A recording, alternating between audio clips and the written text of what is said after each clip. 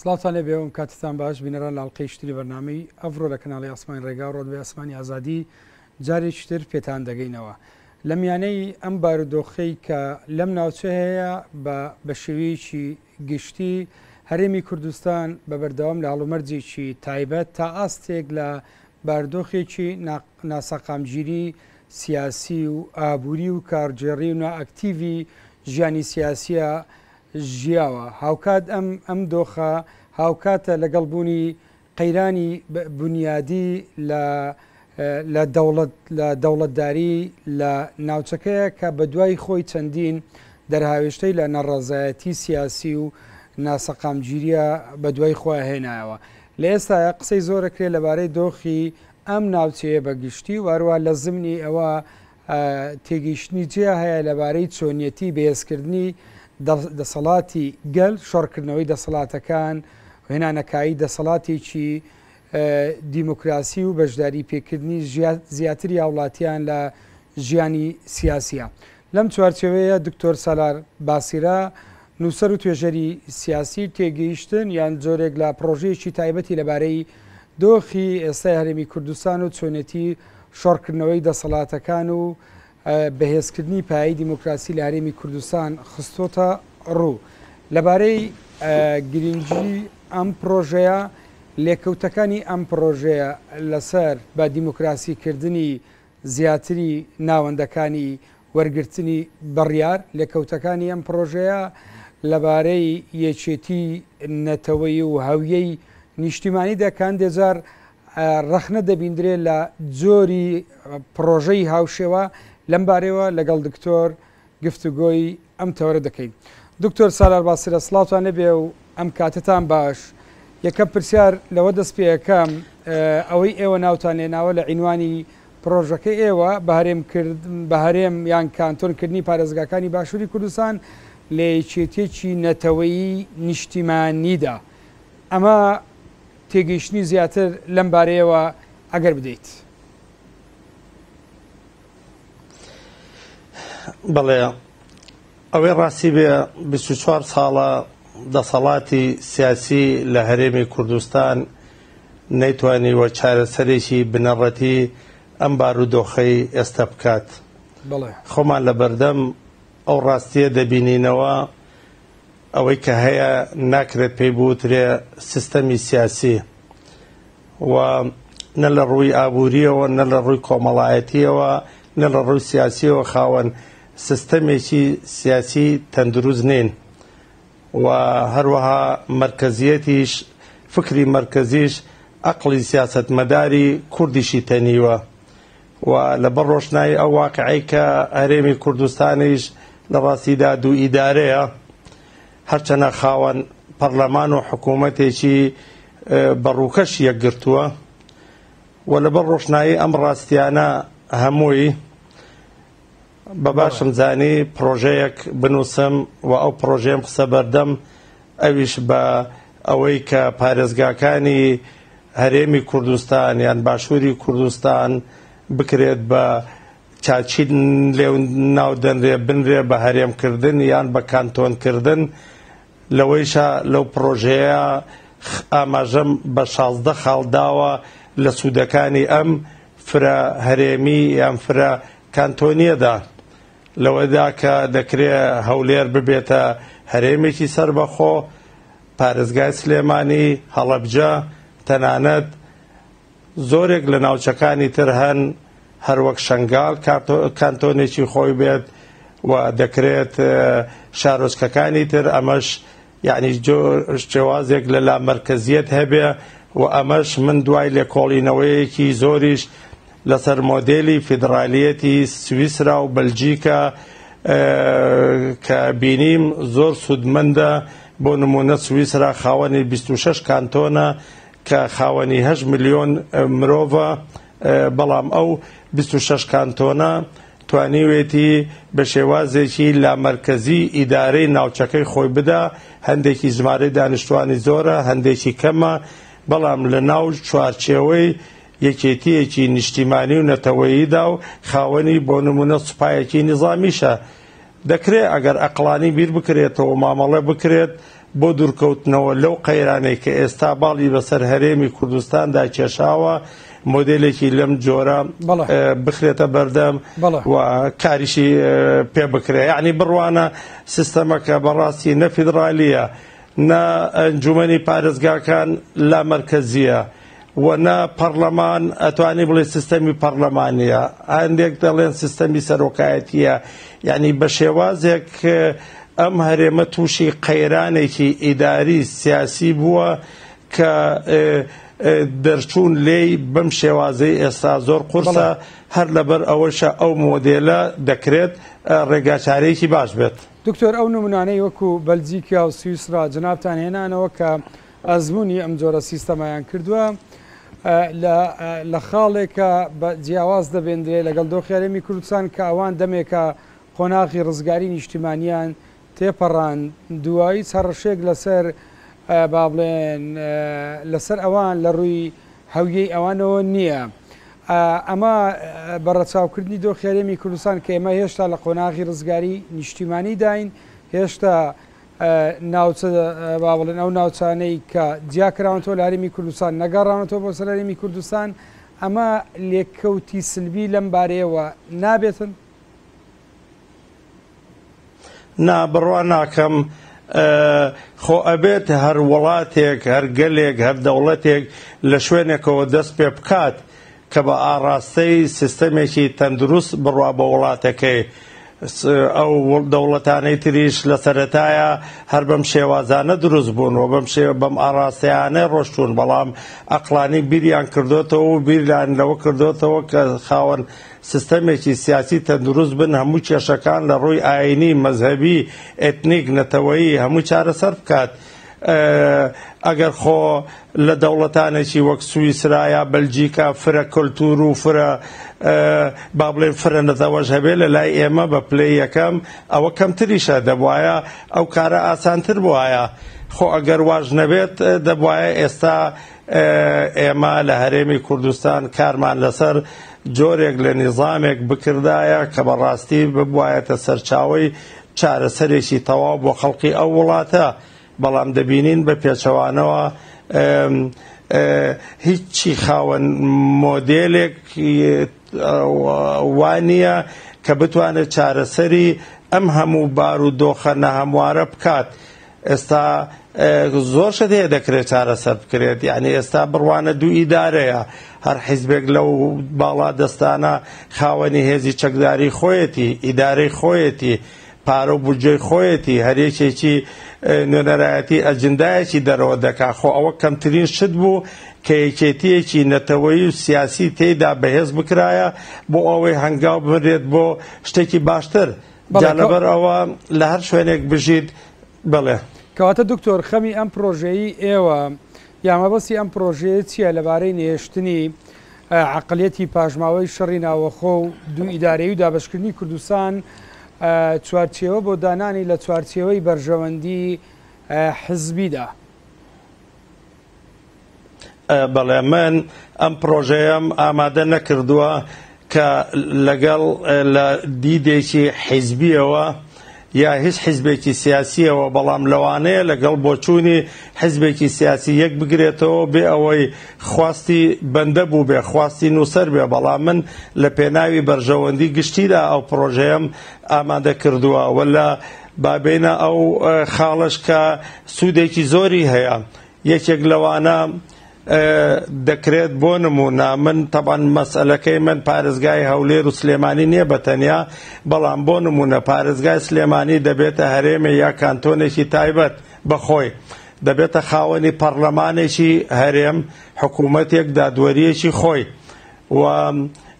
خەڵقی ناوچەکە ئاشناترن بە سیاسەتمەدارانی ناوچەکەی خۆیەوە، ئاشنان بە کولتوری دەڤەرەکەی خۆیان، سیاسەتمەدارانیش هەروەها ئاشنان بە خەڵق و بە کەلتور و بە دابوونەریتی ناوچەکەی خۆی و ڕێگاکان کورد دەکاتەوە بۆ بەشداری لە پرۆسەی سیاسی و ڕێگا کورد دەکاتەوە بۆی کاروبارەکان باشتر بڕۆن. چێبڕچێ دروستە بێ لە نێوان هەرێم یا کانتۆنەکانە و هەر لایەک دەردەکەوێت کە ئایا دوور لە تۆمەتبارکردنی یەکتر کە بتوانێت خۆشگوزەرانی بۆ دەبەرەکەی خۆی بەجێ بهێنێت لەوێ دەردەکەوێت ئەو حیزبە سیاسیانە چەندیان ڕازگۆ بوون و یا چەندیان تۆمەتەکان دەکەنە ملی یەکتر خۆیان دوور دەخەنەوە لەو بەرپرسیارەتیە لە هەمان کاتە ئەو هەرێمە بەپێی دەستوری عێراق ئەتوانێت هەر پارێزگایەک تا سێ پارێزگا کانتۆنی خۆی یا هەرێمی خۆی با بڵێن دروست بکات پێچەوانەی دەستوری عراقی نییە ئەو دەستوری کە کورد خۆی بمبەخشە کە خۆی دەنگی پێداوە هەر هەرێمە بودجەیەکی خۆی دەبێت و ینی خاڵێکی تری زۆر هەیە کە وا دەکات ئەمە بێتە مۆدێلێک ئیدارەیەکی زۆر باشتر و بەڕێوەبەرایەتێکی باشتری دیموکراسی. دکتۆر ئەمانەی باست کرد هەمووی با بڵێن لایەنی ئیجابی ئەم پرۆژەیە ڕەنگە با بڵێن لێرە پرسیارێک دروزی بەوەی ئەم پرۆژێ نابێتە هۆی بەهێزکردنی هەویەی لۆکاڵی و وەلای ناوچەیی و عەشیرەتگەری لەسەر هەویەی نیشتیمانیدا؟ من وای نابینم بە پێچەوانەوە ئەوەی کە ئێستا هەیە لە سایەی با بڵێن ئەم دەسەڵاتی سیاسی هەرێمی کوردستان ئەوە لە سایەی ئەوەیە کە ناوچەگەرێتی دروست بووە کە با بڵێن جوداکاریەکی گەورە دروست بووە دوو ئیدارەی دروست بووە خۆی لە خۆیدا هەیە بە پێچەوانەوە ئەم مۆدێلە دەکرێت ببێتە هۆی دروستبوونی دیموکراسیەت و سەقامگیریش کە هەرچەنە دیموکراسیەت و سەقامگیریش مەرجی پێشوەختیشن بۆ هەموو سیستەمێکی لامەرکەزی و فیدرالی و هەروەها من وای نابینم کە ئەمە لە قورسایی دەنگی کورد بێنێتە خوارەوە لە بەغداش هەرچەنە ئێستا خۆیان بوونەتە هۆی ئەوەی ئەو حیزبە سیاسیانە بوونەتە خۆی ئەوەی کە یەکێتی و یەکگورتوویان تیانە بێت لە بەغدا لە پەرلەمان لە سەرئاستی حکوومەت کە هین بێ زیاتر شەڕەکان شەڕی حیزبایەتی و نوێنەرایەتی تاکە لەبەرەوە ئەوەی کە بەڕێستان ئاماژەتان پێداوە ئێستا خۆی وەکو خۆی هەیە بەڵام پێویستە بە پێچەوانەوە لەو کاتەدا ئەمن دەڵێن بۆیە وتم لە چوارچێوەی یەکێتیەکی نەتەوەیی نیشتیمانی دیموکراسی لەوەدا کە پێویستە لە ناو یەکێتیەکی نیشتیمانیە هەبێت و ئەمە بە دەوڵەتبوون نییە ئەمە مۆدێلێکی باشی خۆ بەڕێوەبەرایەتیە بەڵام هیچ کاریگەری لەسەر هەست و هوشیاری نەتەوەیش نەبێ هەچ هەرێمێک کە کەوتە بەر هەڕەشە پێویستە یعنی هاو هەماهەنگێکی وا هەبێت بۆ بەرگریکردن لە خۆیان بڕوانە بەلجیکا لە دوو فیدراسیۆن دروست بووە بەشێکی هۆڵەندی و بەشێکی فەڕەنسی وەکو وایە بڵێ کوردستان و عەرەبستان لە ناو هەر یەکێک لەمانە هەموو پارێزگاکانیان بوونەتە هەرێمێکی تایبەت بەڵام لەگەڵ ئەوەیشا سوپایەکی نظامیش هەیە هەرێکێکیشیان هەستی نەتەوەی خۆی هەیە بە پێی دەستور دەکرێت ئەم شتانە ڕێک بخرێت لە ڕاستیە خۆی ئەوە دەوڵەتی عێراقە بە پێی سیستەمی فیدرالی دەبێ پارێزگاری لە ئاسایشی هەموو دەوڵەتی عێراقکە بە هەموو پارێزگا و هەرێمەکانیەوە بەڵام لەبەر ڕۆشنایی ئەو واقعی ئێستا لە هەرێمی کوردستان هەیە ناچارین خۆمان بەرگری لە خۆمان بکەین هەر لەبەر ئەوەیشە ئەوە عەقڵی کوردی و دەسەڵاتە کە دەبێ چارەسەرێکیش بۆ بدۆزنەوانێ ئەگەر هەرێمی کوردستان بیتوانێ هەتا ئێستا لەم 24 ساڵە ببوایەتە مۆدێلێکی باش بۆ خۆشگوزەرانی خەڵقەکەی دانیشتوانەکەی لەسەر هەموو ئاستەکان دیارە ئەم جۆرە پرۆژانە پێویست نەبوو بەڵام ئێستا بارودۆخێک وای کردووە کە چیتر خەڵقیش خۆی بە شێوەیەکی گشتی داوای ئەوە دەکات کە پێویستیەکمان بە گۆڕانکاریەک هەیە و لەو حاڵەتانەیشە بەڕاستی لەوانەیشە دوورکەوینەوە لە شەڕی ناوخۆ و دوورکەوینەوە لە ململانەی بودجە و وەزارەتی سامانە سروشتیەکان و شەڕی ئەم ئەحزابانە لەو کاتەدا لەو هەرێمەدا پێویستە هەموو حیزبە سیاسیەکانی ناو ئەو هەرێمە خۆی چانس و خۆی لە ناو ئەو هەرێمە تاقیب بکاتەوانێ و بگا بە کورسی ئەو وەزارەتانە و ڕەنگیشە ساختەکاریش کەمتر بێتەوانێ لەم مۆدێلی هینەیە کەواتە ئەو مۆدێلە لە ڕاستیە مۆدێلێکی بە قەناعەتی من سەرکەوتوو دەبێت. بەڵێ دکتۆر ئێمە چۆن دەتوانین هێڵێکی جیاکاری بچێشین لە مابەینی ئەو مەبەستەی هەیە کە پێی دەوترێ شۆڕکردنەوەی دەسەڵاتەکان زیاتر بۆ خوارەوە کەمکردنەوەی باڵێن مرکزیەتی ئیدارایی فراوانکردنی دەسەڵاتی گەل لە بەرامبەر ئەوەی پێدەوتری عەقڵیەتی ناوچەگەرێتی و هەروەها مەسەلەی بێزبوونی هەویەی لۆکاڵی کە ئێمە هێشتا نەتەوەیەکین مەسلەی لە قۆناغی وەکو باسمان کرد لە قۆناغی ڕزگاری نیشتیمانی مەسلەی هەوڵ بۆ ناسۆنالیستی کوردی و دواتر مەسلەی دەوڵەتی کوردی لەم بارەیەوە ئەم پرۆژەیە با بڵێن چ لێکەوتیەکی دەبێتن؟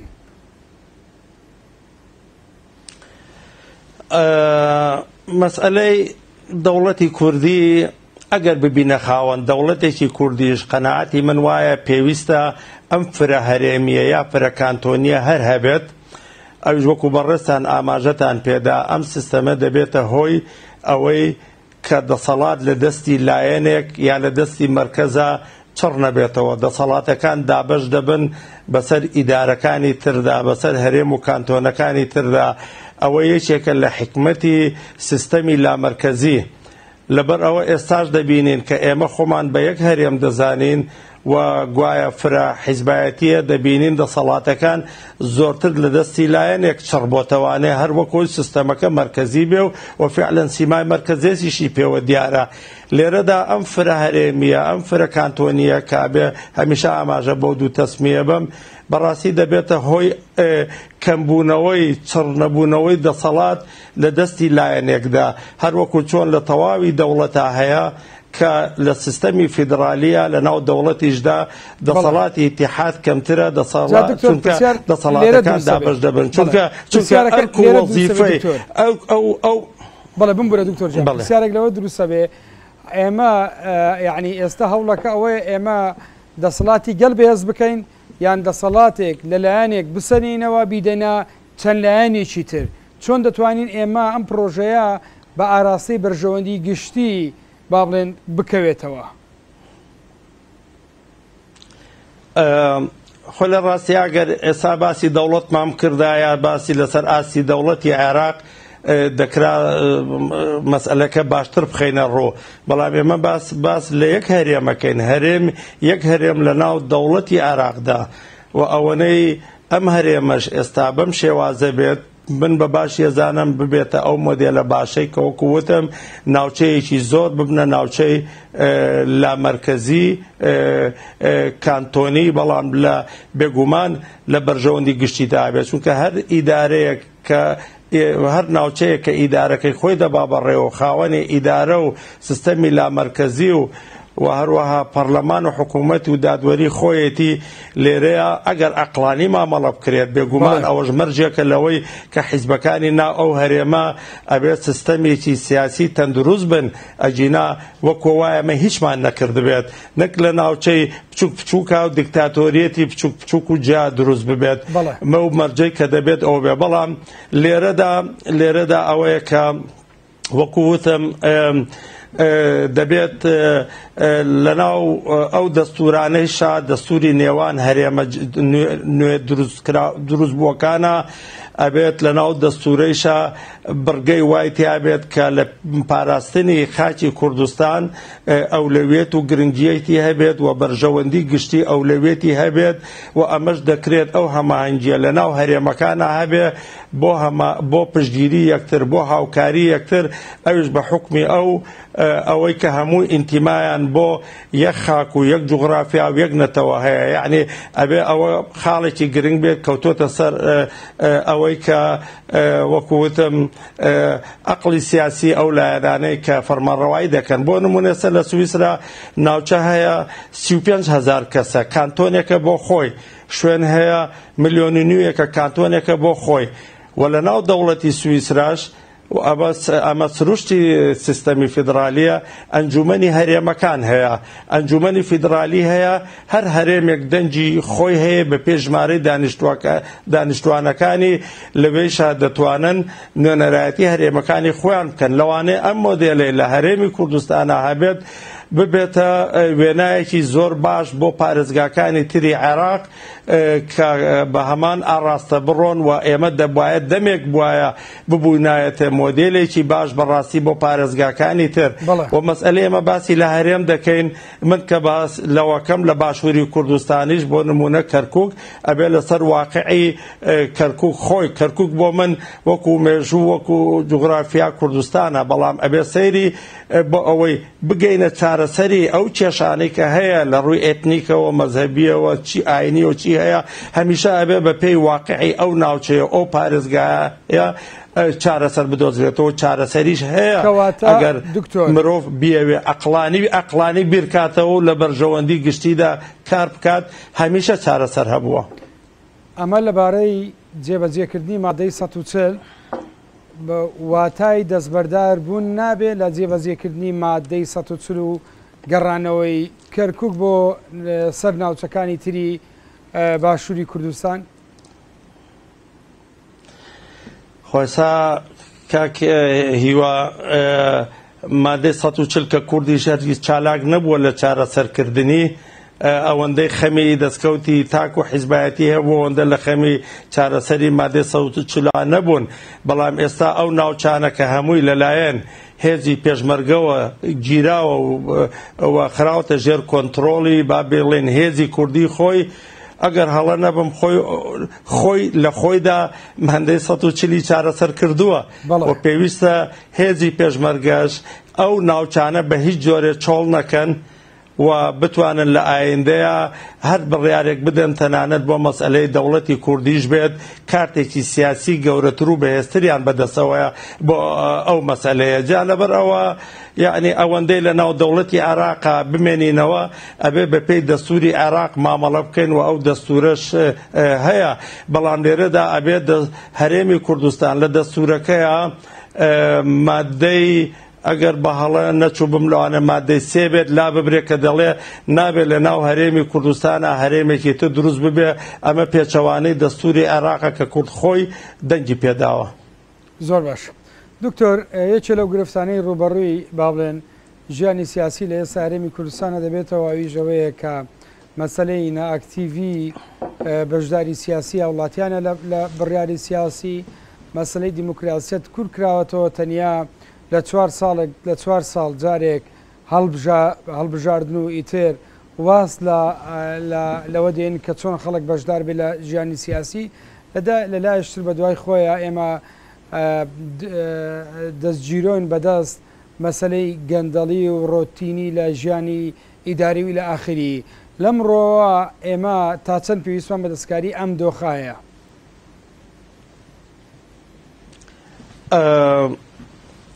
ئەگەر بە تەواوی لە بەڕێستان بگەم ئەتوانی پرسیارەکە دووبارەکەیتەوە چونکە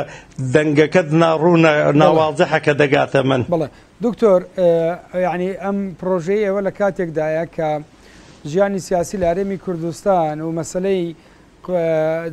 دیموکراسیەت کورد کراوەتەوە لە دیموکراسەتی سیاسی و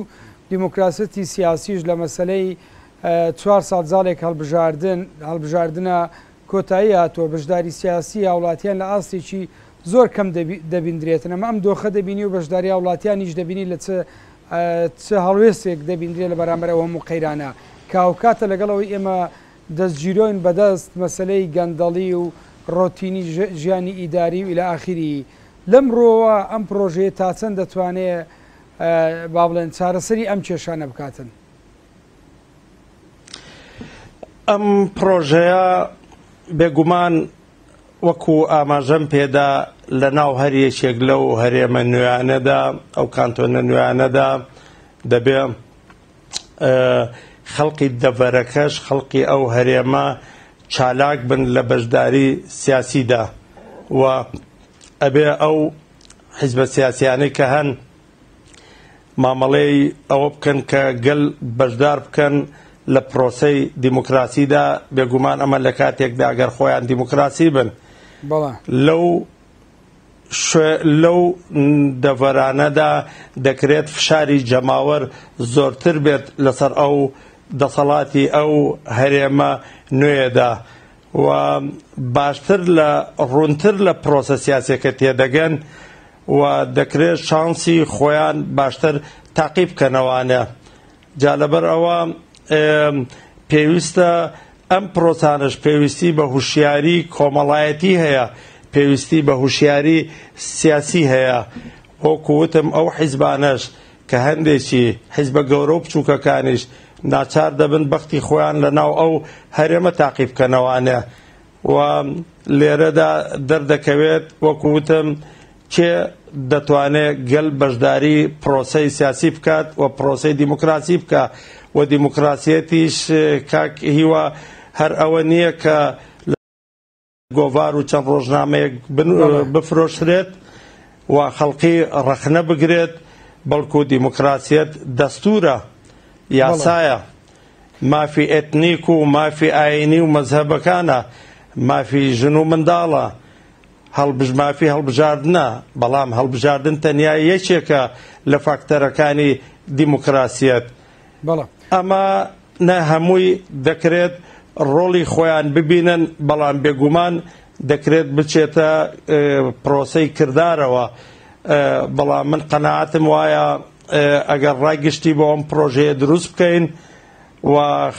ڕای جەماوەڕا بکێشین بەلایدا، لەوانەیە کۆمەڵێک لە کێشمەکێش لە نێوان ئەم لایەنانش دروست بکات. ئێستا بڕوانە بێ ئەوەی هیچ لایەنێک بەهەڵە لە من تێبگات، یعنی بڕوانە ناوچەی بادینان یا دوهۆک بۆچی نەبێتە هەرێمێک بۆ خۆی. بە بادینی لە مەکتەب دەخوێنن، حەقی خۆیانە و زمانێکی ستانداردمان نییە،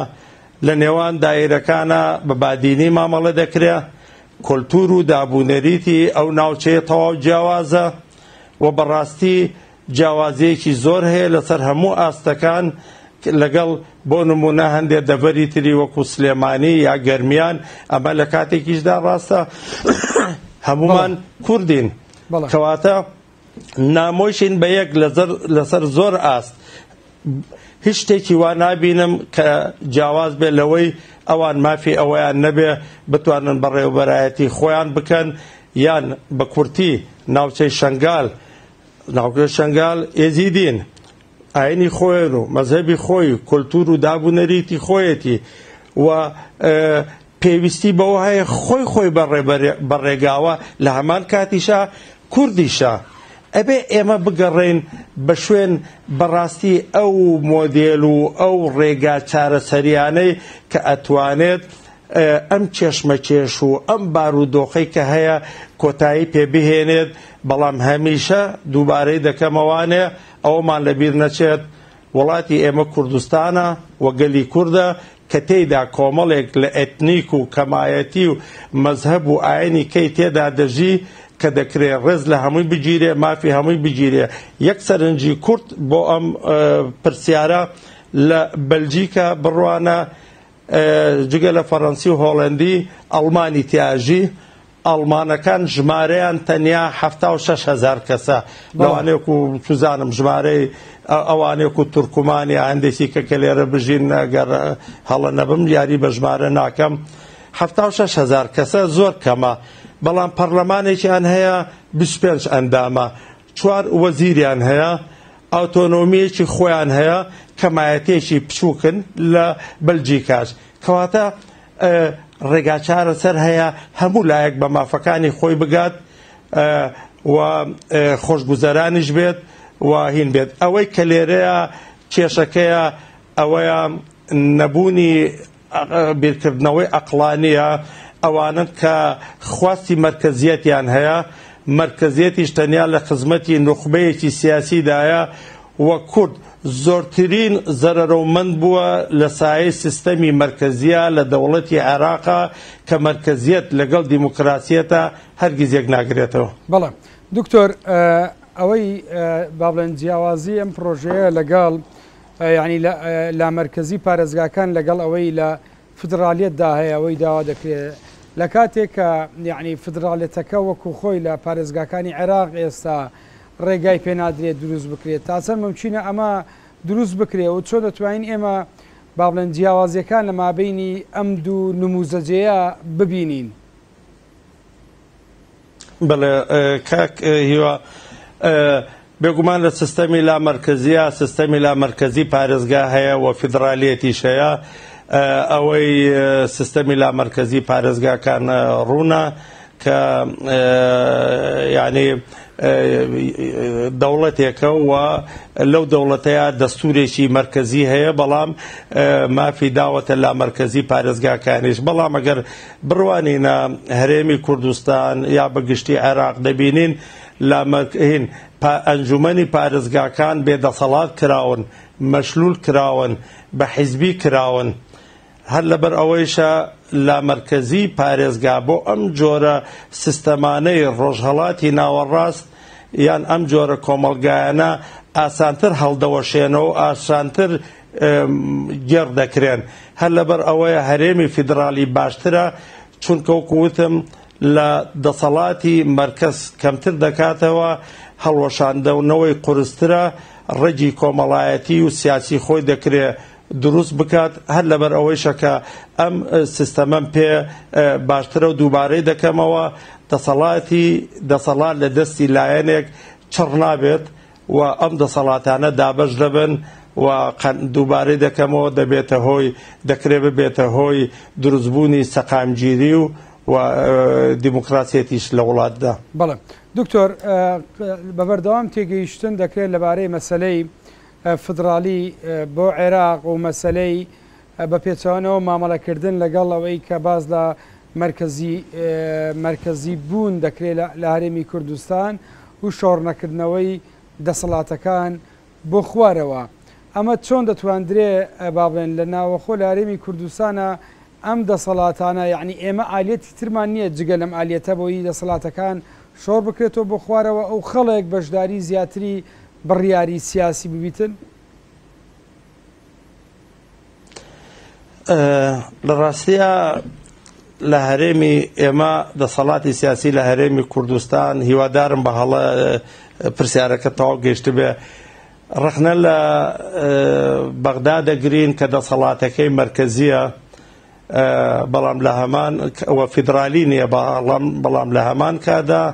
دەسەڵاتدارانی کوردستان خۆیان پیادەی مرکزیات دەکەن کەواتە وەک چۆن بڵێیت داوایەوە دەکەن فیدرالیەت بۆ عێراق بەڵام مرکزیەت بۆ کوردستان و وەکو دووبارەی دەکەمەوانەیە کە ئەم مۆدێلی سیاسیەی حکومڕانیە لە کوردستانیشە لە سەرەوەی عێراقیشە لە ئاس حکومڕانی و پێویستیەکانی خەڵقی نە کوردستانە نە عێراقیشە پێویستە ئەم وەزعیەتە یعنی ئەم وەزعیەتە ناکرێت بەم شێوازە بەردەوام بێت یعنی دکتۆر ببوورە با من پێشتر ئاماژەت بەڵێ پێشتر ئاماژەت بە گەندەڵیدا گەندەڵی یەکێکە لەو شتانەی کە سەری سیستەمەکە خۆی دەخوا ئەگەر هەرێمی کوردستان نەگاتە فریای خۆی نەکەوێت لەسەر هەموو ئاستەکان من قەناعەتم وایە خەڵقی کوردستان ئەمە دوور یا نزیک قبول ناکەن و قەناعەتیشم وایە وەک دوا سەرنجم سروشتی ئەم نظامە سیاسی ئێمە بە هەموو ئەو ئەحزابانەی دەسەڵاتەوە لەو ئاستەنین کە بتوانن ڕێفۆرمی ڕاستەقینە ئەنجام بدەن چونکە ڕێفۆرمی ڕاستەقینە دەبێتە هۆی هەڵوەشاندنەوەی نظامەکەیان و حیزبەکانیشیان هەر لەبەر ئەوەیە ناچارن بەم شێوازە بڕۆن بەڵام ئەمەش هەتاکو سەر ناکرێت تا کۆتایی بڕ بکات هیوادارم بتوانین ڕایگشتی بۆ ئەم پرۆژەی بەندە بەدەست بهێنێن. دکتۆر زۆر جار قسە لەسەرەوە دەکرێت کە لەم قۆناغی ئێستا با بڵێن دوو ئەرچی قورس لەسەر یعنی ئەرچی هەنووکەیی لەسەر شانی لایەنە سیاسیەکان و خەڵکە یەکەشیان بریتێلەوەی کە چۆنێتی قوڵکردنەوەی دیموکراسیەتی ناوەخۆی و چاکسازی بەردەوامی ناوەخۆ بەڕوویەکە بەڕوویەکی ترە بەڕووی دەرەوە مامەڵەمان لەگەڵ بەغدا مەسلەی با بڵێن کارکردن لە دوا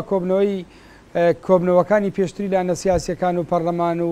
سەرۆکایەتی هەرێم قسەکردن بۆ ئەوەی کە چۆن بتواندرێ لە ڕووی یاسایی و سیاسیەوە کار بۆ ئەنجامدانی ڕیفراندۆمێکی سەرتاسەری بکرێ بۆ گەڕانەوەی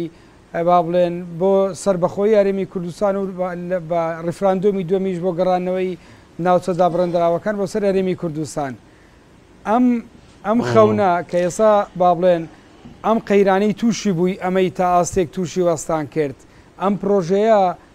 بەیانی ڕێگرێک نابێت لە تحقیقی ئەم با بڵێن دیدەی هەیە نەخێر وەک پێشتر ئاماژەم پێدا ئەکرێ ئێمە خاوەنی دەوڵەتێکی کوردیش بین بەڵام بڕوامان بە سیستەمی لامەرکەزی هەبێت سیستەمی فیدرالی لامەرکەزی هەبێت نمونەی ئەوەش زۆرە لە دنیاە چەندین لە دەوڵەتان هەن کە فرەیشن و یاک فیدرالی یەکنەتەوەیە بەڵام ئەم مۆدێلەیان پراکتیزە کردو سەرکەوتوش بووە ئەبێت ڕێگرێکە لە چی دابێت یعنی وەک باسم کرد وا دەکات دەسەڵات لە دەستی مەرکەز یا لایەنێک چڕ نەبێتەوە دەسەڵاتەکان دابەش بکرێن ئیدارەی خەڵقی ئیدارەی ناوچەکان باشتر ببێت و باشتر بکرێت و مەزبوطتر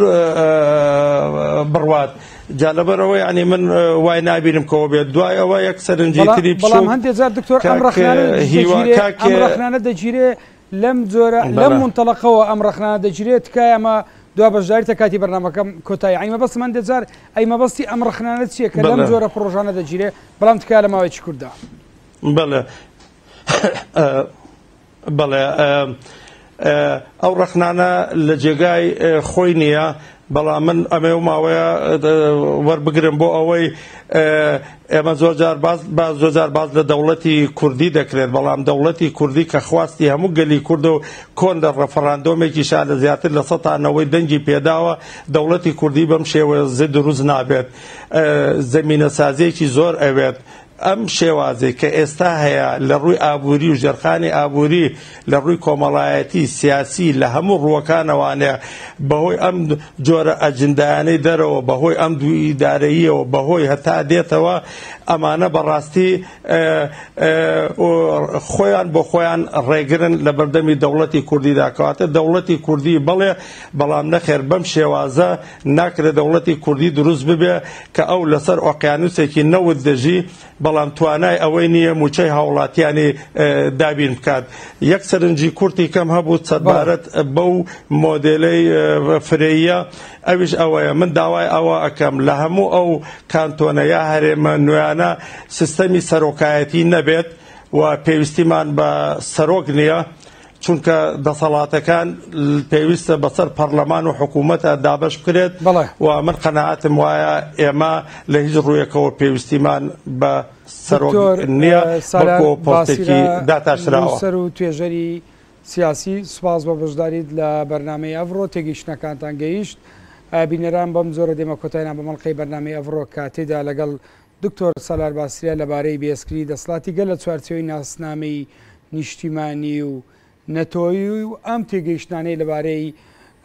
جۆری سیستەمی سیاسی لە هەرێمی کوردستان و چۆنێتی ئەکتیڤکردنی ژیانی سیاسی لە ئارادایە تاڵقەی شتری بەرنامەی ئەڤڕۆ پێتان دەگەینەوە کاتێکی خۆش بە هەمولایەک سپاس بە هاوڕانم لە سوودەکانی هەولێر سلێمانی